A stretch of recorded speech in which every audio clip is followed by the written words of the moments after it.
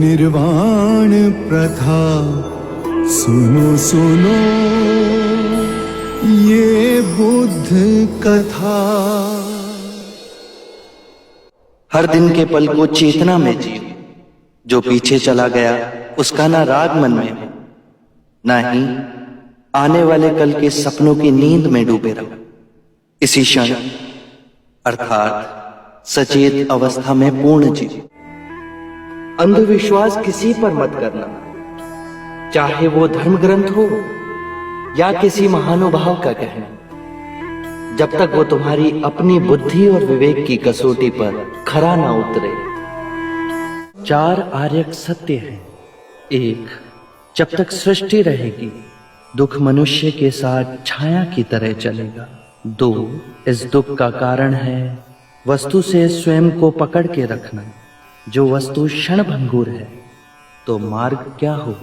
3, मुक्ति के लिए विवेक जगाना आवश्यक है। स्वयं को केंद्रित रखो, जो आए चाहे दुख की सूचना या आनंद की परछाई, उसके बीच स्वयं को स्थिर रखो। 4, इस मार्ग पर दुख के बंधन टूटेंगे और परम सत्य की उपलब्धि होगी। ये संसार जिसे हम यथार्थ मानते हैं दुख और पीड़ा का क्षणभंगुर खेल है। जो जन्मा है उसकी मृत्यु निश्चित है, यही सृष्टि का नियम है। अज्ञान ही सारी विषमताओं की जड़ में है। अज्ञान न पूजा न व्रत न चढ़ावों से समाप्त होता है। अज्ञान केवल ध्यान से दूर होगा।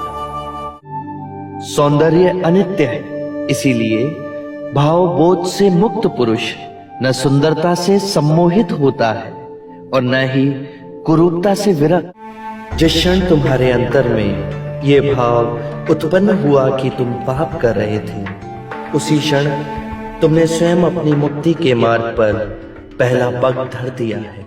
सत्य के मार्ग पर चलते हुए 2 भूल हो सकती है। पहला, पूरा रास्ता तय ना करना और दूसरा, उसे आरंभ ही ना करना।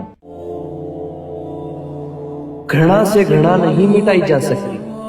घृणा मिटती है केवल प्रेम से, और ये प्रकृति का अटल सिद्धांत है। जीवन मरण हर मनुष्य के जीवन का क्रम है।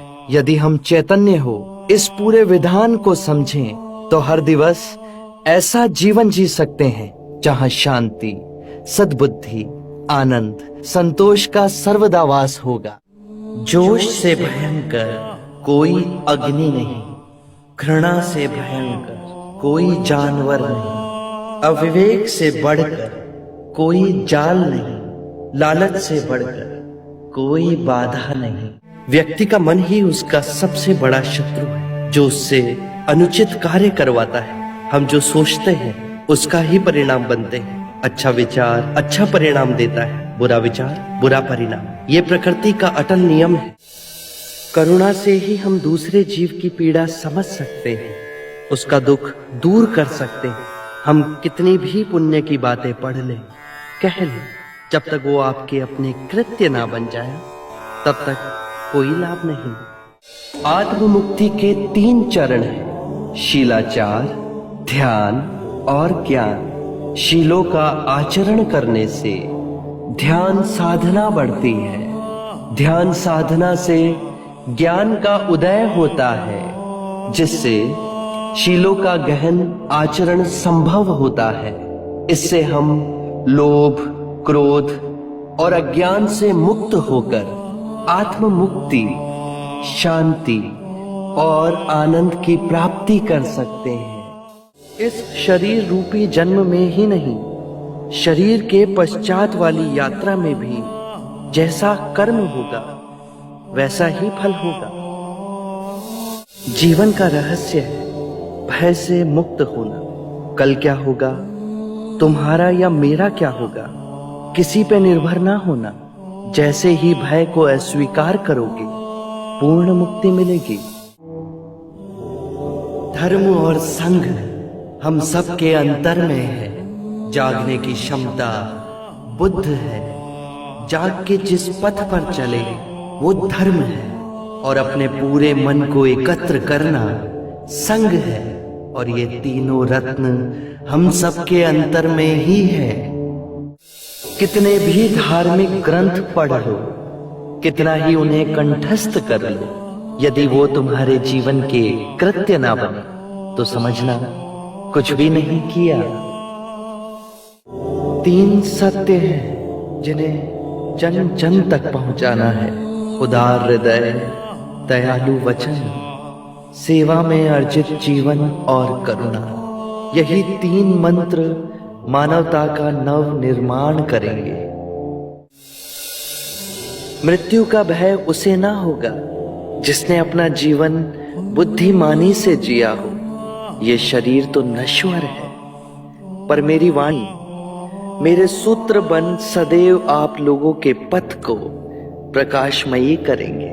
अपो दीपो भव, अपना दिया स्वयं बनना, अपने बुद्ध को पहचानना। जागो और धर्म के मार्ग पे चलो, अपने अंतर के संग को साधो। अपनी शरण में जानो, किसी को ना खोजना। जो है सब अस्थिर है, उसके बीच स्थिर रहना। परिश्रम से निरंतर संघर्ष करना, कभी हार ना मानना। शरणं गच्छामि, धम्मं शरणं गच्छामि,